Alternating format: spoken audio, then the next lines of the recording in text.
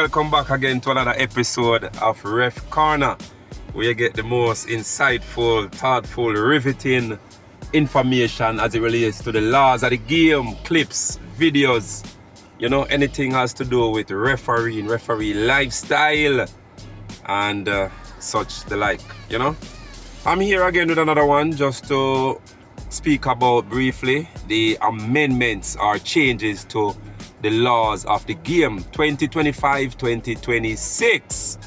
All right, so you can say you hear it here first, you see it here first. There are a few changes. As you know, the laws are the laws. We have 17 laws and the 17 laws remain the same. However, there are amendments, or what we call changes. So it's not that FIFA has rewritten the law book, or they take out number 12, fouls and misconduct, and put in another one. Or take out offside law 11 and put in another one. No, the laws are still there. All right, so let me get into it real quickly. So every year, our IFAB, they meet and they, go over stuff that they see throughout the year, or the past year, the previous year, and they say, we need to amend this, we need to look into this. They meet as a body, as a board, and they would go through it and then get it ratified. Once it's ratified and passed, then it comes into law. However, when it is a World Cup year, like next year, 2026, it's a World Cup year, so the law comes into effect June 1st. Why this is? Because they need to implement it in the World Cup. Normally, the World Cup would start somewhere in the teens. Maybe the 14th, the 15th, the 16th, normally. Sometimes it starts earlier, but normally it starts in June. Maybe the first or second week in June. All right? However, if it is not a World Cup year, like this year, 2025, the law comes into effect July 1st. All right? And leagues and competitions that have been going on right up to that time, so they have started maybe the year before or prior to July 1st, they will still use the old laws. All right? But come in July 1st this year, which is not a World Cup year, the amendments or the changes should come into effect. All right? So let me go first. Each team should have a captain. All right? So a captain should be identified. That is wearing a captain armband.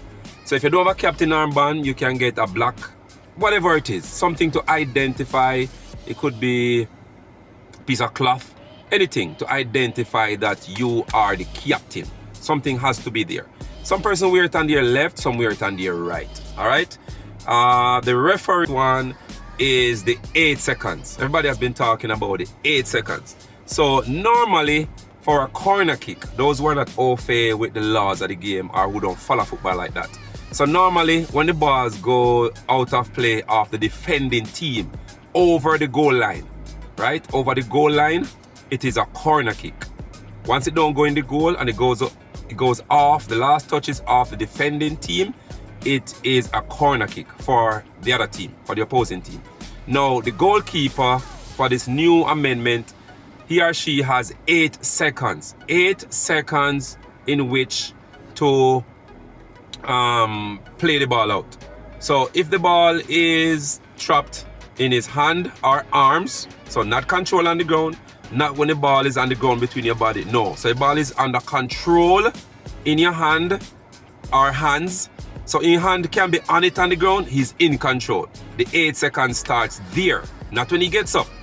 All right, long as he's in control. When he gets up, all right, the last 5 seconds, the referee gonna count it down. The last 5 seconds. So if he's on the ground and he's there, and in your mind you count 1, 2, 3. Goalkeeper, 5, 4, 3, 2, 1. So the 5 is the last 5 seconds the referee count down. Failure to release the ball, it now becomes a corner kick. In the past, it was an indirect free kick from right there where the goalkeeper failed to release the ball. All right? Now it is a corner kick. So the opposing team will now get a corner kick. All right? Another important point to note is a drop ball. So if for any reason at all, the play is stopped inside the penalty area, what we call 18-yard box, the ball is then dropped for the goalkeeper to restart the game. All right. So even if the attacker had the ball going towards the goalkeeper, and for some strange reason, the referee beep and stop the game, the ball must be dropped for the goalkeeper. All right. Once it's in the penalty area. Outside of the penalty area now is when it gets a little bit tricky.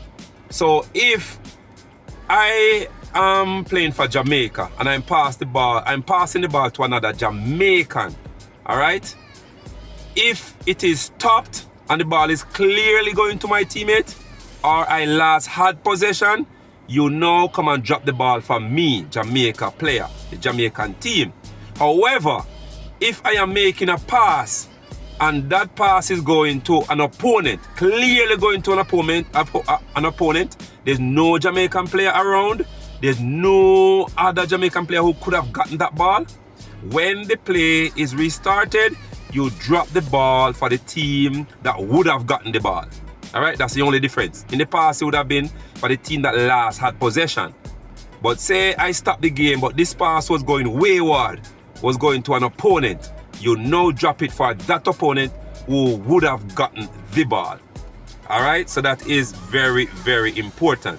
Another amendment is the goalkeeper. When he has the ball, he or she has the ball and is now releasing the ball. This is for offside, right? So he's releasing the ball, I kick it right out, and his teammate would have controlled the ball.